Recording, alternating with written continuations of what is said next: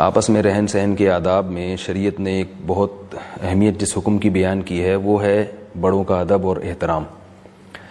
یہ تو ایک بہت طویل موضوع ہے کہ بڑوں کا ادب، احترام، اسی طرح مجلس کے آداب کہ جب کوئی شخص بات کر رہا ہو تو اس کی بات کو غور سے سنا جائے، کسی کی بات کو درمیان میں نہ کاٹا جائے، دو آدمی جب چپکے سے بات کر رہے ہوں تو ان کی طرف کان لگا کے بات نہ سنی جائے۔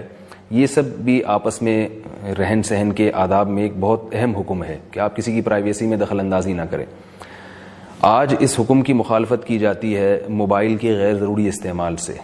اکثر گھروں میں دیکھا گیا ہے کہ والدین اپنے بچوں کو بلا رہے ہیں اور بچہ واٹس ایپ پہ لگا ہوا ہے، فیس بک پہ لگا ہوا ہے۔ آپ خود اندازہ لگائیے کہ جس شریعت نے ہمیں نفل نماز توڑنے کا حکم دے دیا کہ جب والدین بلائیں تو آپ نفل نماز توڑ کے ان کی بات کا جواب دیں، تو وہ شریعت موبائل اور فیس بک جیسے فضول کام، کیونکہ عام طور پر تو فضول استعمال ہی ہو رہا ہے، مفید استعمال تو بہت کم ہے، اور ظاہر ہے جو مفید استعمال کر رہا ہے تو وہ والدین کی پکار کا جواب دے گا۔ اکثر لوگ جو والدین کی پکار کا جواب نہیں دیتے وہ فیس بک پر اور واٹس ایپ پہ فضولیات میں ہی مشغول ہوتے ہیں۔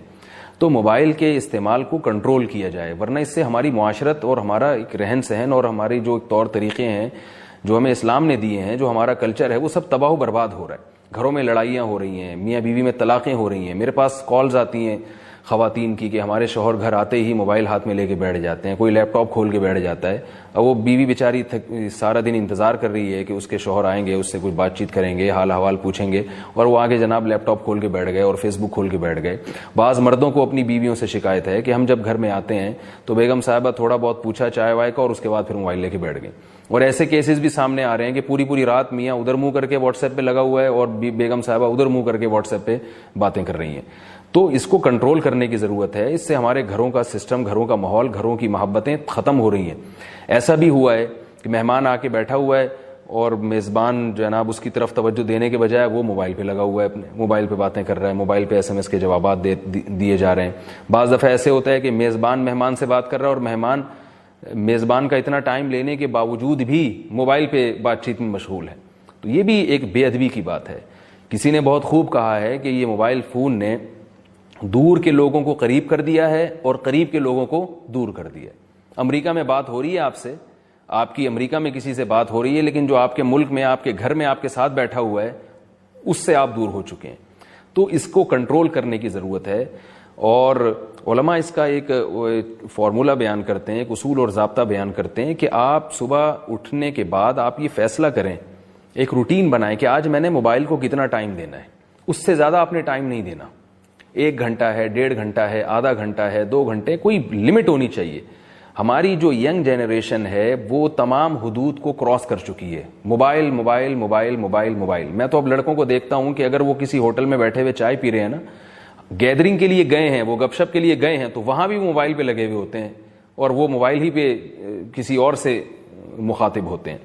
تو چلیں دوستوں میں اتنی بری بات نہیں ہے، لیکن گھر کے بڑوں کے سامنے باپ بیٹھا ہے سامنے اور بیٹا موبائل پہ لگا ہوا ہے اور ماں بیٹھی ہے اور بیٹی موبائل پہ باتیں کر رہی ہے، یہ بہت سخت بے ادبی ہے والدین کی۔ شریعت نے والدین کے بہت تاکید کے ساتھ احکام بیان کیے ہیں۔ وَلَا تَقُل لَهُمَا اُفٍّ، ان کے سامنے اف مت کرو۔ وَاخْفِضْ لَهُمَا جَنَاحَ الذُّلِّ مِنَ الرَّحْمَةِ، ذلت سے اپنے بازوؤں کو ان کے سامنے جھکا کے رکھو، یعنی ان کی طرف توجہ رکھو۔ نفل نماز میں نے عرض کیا نا توڑنے کا حکم ہے، تو آپ اندازہ لگائیے کہ کتنی سخت بے ادبی ہے۔ ماں بیٹی کو پکار رہی ہے اور وہ موبائل پہ باتیں کر رہی ہے اور وہ جواب نہیں دے رہی۔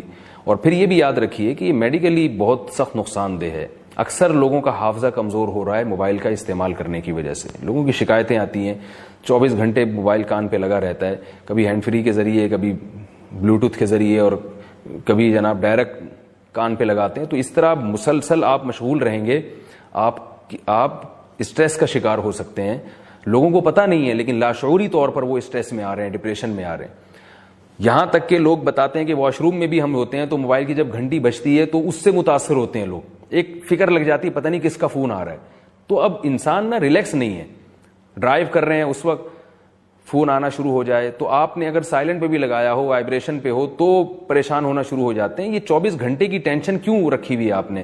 تو موبائل کو بند کر دیں یا اس کو بالکل آف کر دیں یا اس کو سائلنٹ پہ کریں بغیر وائبریشن کے، اور آپ ایک لمٹ متعین کریں کہ میں فلاں سے فلاں وقت تک صرف موبائل دیکھوں گا۔ میں نے اپنی زندگی میں جتنے بڑے علماء دیکھے ہیں، ان کی ٹوٹی پھوٹی صحبت اٹھائی ہے، تو میں نے یہ دیکھا ہے کہ وہ موبائل فون کا بہت محدود استعمال کرتے ہیں. ان کے ٹائم ہے, اس سے پہلے وہ آپ ان کو 100 دفعہ فون کر کے دیکھ لیں, کوشش کر لیں, وہ کال ریسیو نہیں کریں گے, کچھ بھی ہو جائے. لوگ یہ کہتے ہیں کہ بھئی ایمرجنسی میں بھی تو کچھ ہو سکتا ہے. تو دیکھیں, ہو سکنے کو دنیا میں بہت کچھ ہو سکتا ہے. صرف امکانات اور توہمات کی دنیا میں اگر چلیں گے تو پھر تو آپ کچھ بھی نہیں کر سکتے دنیا میں.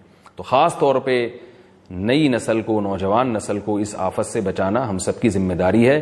اس کے لیے ایک اصول اور ضابطہ یہ ہے کہ گھر میں بچوں کو کبھی بھی موبائل لے کے نہ دیں.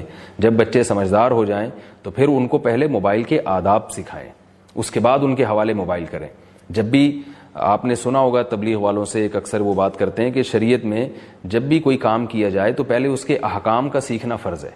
جب آپ شادی کرتے ہیں تو آپ کو طلاق کے حکام پہلے پتہ ہونے چاہیے, بیوی کے حقوق پہلے پتہ ہونے چاہیے, عورت کو شوہر کے حقوق پہلے پتہ ہونے چاہیے. آپ جب تجارت کرتے ہیں تو آپ کو تجارت کے اصول اور ضوابط پہلے پتہ ہونے چاہیے. آپ جب کھانا کھاتے ہیں تو کھانا کھانے سے پہلے کھانے کے آداب سیکھتے ہیں. تو کھانے کے آداب بھی شریعت نے بتائے ہیں تاکہ ہم ایک تمیز سے زندگی گزاریں. تجارت کے آداب بھی بتائے ہیں, رہن سہن کے آداب بھی بتائے ہیں, گھر میں داخل ہونے کے آداب بتائے ہیں, سونے تک کے آداب بتائے ہیں, استنجا اور بیت الخلاء کے آداب بتائے ہیں. حالانکہ استنجا اور بیت الخلاء میں 24 گھنٹے میں 2 دفعہ جانا ہوتا ہے, سونا ہمیں زیادہ زیادہ 1 دفعہ یا 2 دفعہ ہوتا ہے.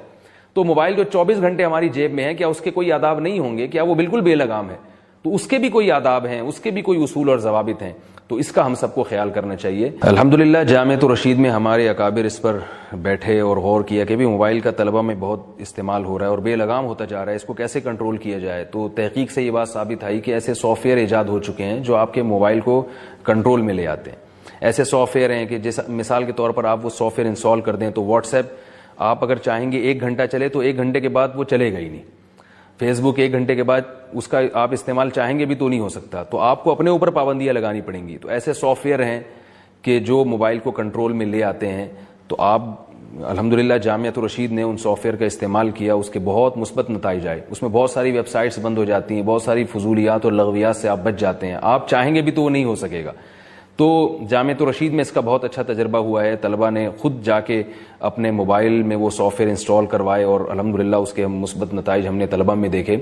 تو آپ تحقیق کر کے وہ سافٹ ویئر بھی اپنے بچوں کے موبائل میں انسٹال کر سکتے ہیں, اپنے موبائل میں بھی انسٹال کر سکتے ہیں, تاکہ آپ نہ چاہتے ہوئے بھی ایسی چیز کی طرف نہ جائیں جو آپ کے ٹائم کو برباد کرنے کا ذریعہ بنے گی.